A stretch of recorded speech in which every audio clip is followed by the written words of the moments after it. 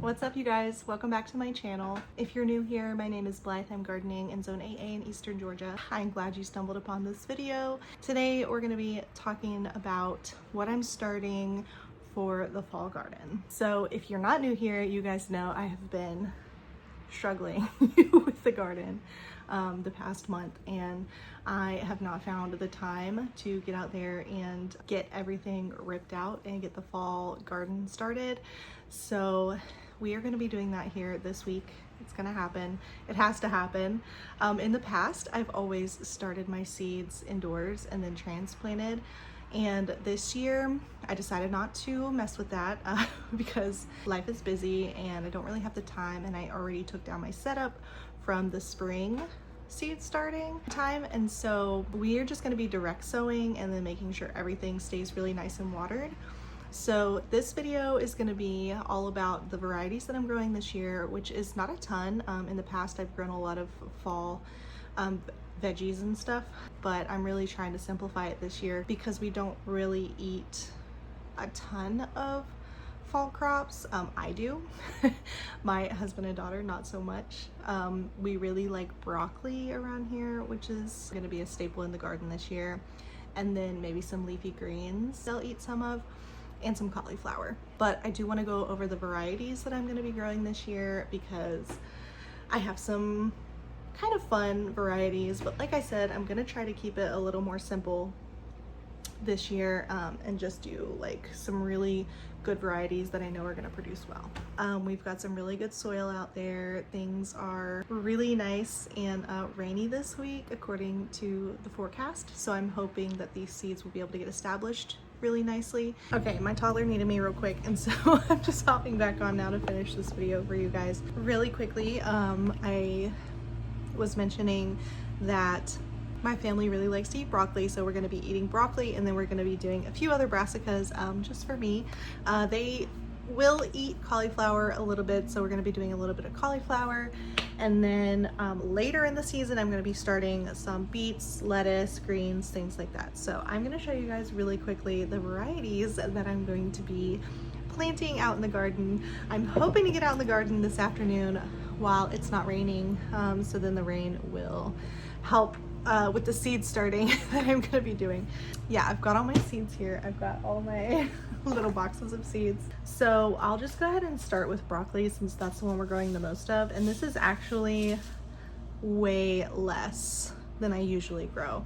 I usually grow a ton of variety, a ton of different things, and we really cut back this year. So that's probably going to be good for us. Waltham 29 broccoli. This one does really well for me. It's a really good variety, very, very stout, big heads of broccoli. And then I'm going to be growing early purple sprouting broccoli. And I grew this one last year and it didn't do well last year. I'm really hoping it's going to do well this year, but I'm really trying to use up whatever seeds that I already have and stop myself from buying more seeds. Who am I kidding? I'm gonna buy more seeds.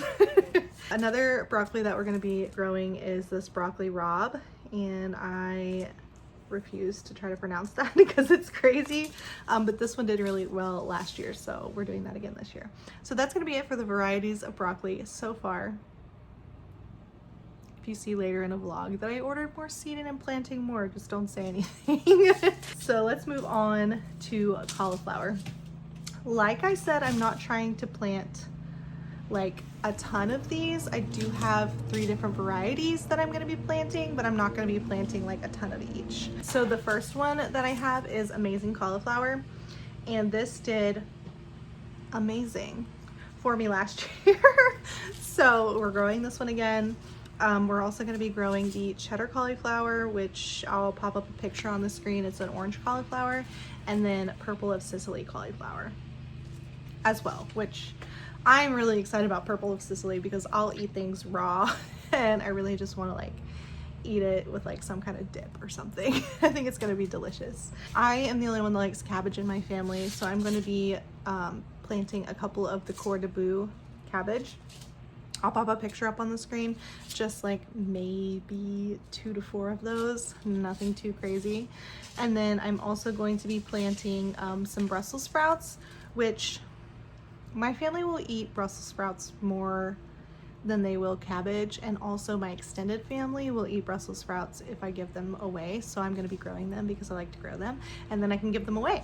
So we're going to be growing Groninger, which is just a classic green Brussels sprout, and then I also have these Red Bull Brussels sprouts, which did really well for me last year, and I'm really excited to grow those again, and they were delicious.